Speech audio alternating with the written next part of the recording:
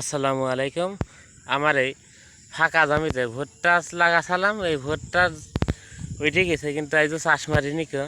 বিশেষ করে আগেতে চাষ করলে হয় কি খরচ বেশি হয়, যার জন্য চাষ মারিনি। আর এই 15 দিন আগে গেল মারা বীজ যে হয়েছে গ্লাইফোসেট, আর এর ভিতরে মনে কাছাল সনেট বীজ দেবো, যে পাটে ঘাস মারা বীজ ওইটি দিলে এই লম্বা পাতা যে জৈবলো আদা গাছে এই যে মরি দেয়, যার জন্য এটি দিতে পারিনি।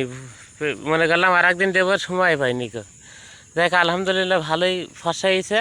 গোল পাতা ঘাস এই জায়গাটায় কিছু আছে, আর এখানে তাছাড়া প্রায় ফসা হয়ে গেছে। এখন বিশেষ করে দৈবলো ঘাস কাটা প্রায় মশামাইকো, আর 7 দিন আগেও একদিন বীজ দিয়েছি।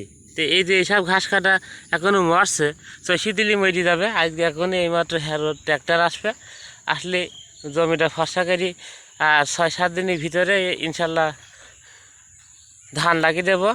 এই প্রস্তুতি চলছে। তবে সবচেয়ে ভালো হয় এই গেল মারা বীজ গ্লাইফোসেট, এটা সাথে 1 বিঘি ভুঁই হলে 1/2 কেজি, আর ওর সাথে ওই পাটে ঘাস মারা বীজ 100 গ্রাম দুইটো দিলি, দুইটো দামে 75 টাকা হলে 150-60 টাকা, আর এই গ্লাইফোসেট 70 টাকা সহ 350 টাকা। এই 500 টাকা বিঘি প্রতি খরচ করলে, একটা জনের দাম খরচ করলে দেখা যায় যে আপনার একটা জোন নিতে গেলে এক খাতি দিতে হবে, সাথে আবার 500 টাকা হাজিরি দিতে হবে। সেই ক্ষেত্রে দেখা যাচ্ছে একটু সময় করি একটু বেশি করে বীজ দিলি, 500 টাকার বীজ দিলি, আর জমিতে অন্য কোনো ঘাস থাকে না। আর পরে দেখা যাচ্ছে যে এই দৈবলু ঘাস খুব একটা আমার জমি থাকে না। তারপরে এবারটা হয়ে গেছে, আগে বীজ দিনে এইসব ঘাস হয়তো বা একটা ছিল কেনে এইটুক বড় হয়ে গেছে এরকম।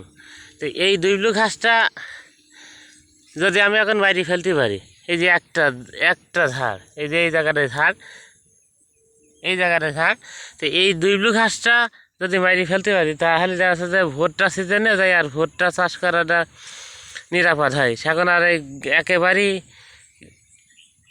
ঘাস থাকবে না, অন্য ঘাস দৈবলু ঘাসটাই বেশি থাকে যদি একটু বেশ কম দেওয়া হয়। তো আমার ইনশাল্লাহ এই জমিটা এবারটা ছেড়ে দেবো লিজের ভুঁই, 18,000 টাকা লিজ।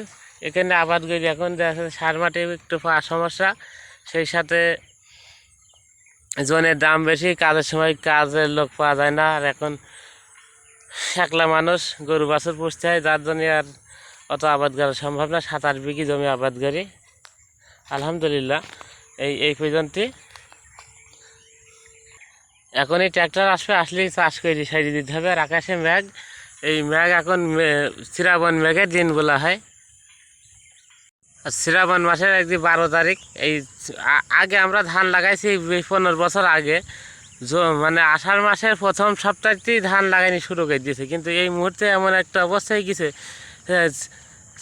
শ্রাবণ মাসে চারা দিচ্ছে, কেউ আছে আষাঢ় মাসে চারা দিচ্ছে, যার জন্য ধান লাগাইনি পাঁচ ফেলে গেছে। আমার ধান চারা দেওয়ার বয়স বৃহস্পতিবারে 29 দিন হবে, আজকে সোমবার।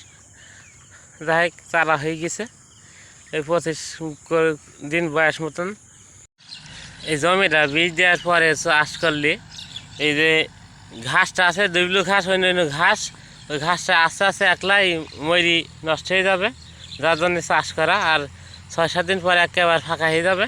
সেখন ধান লাগিয়ে দিলে আর এই সমস্যাটা কিছুই থাকবে না, ঘাসের যে সমস্যাটা কিছুই থাকবে না।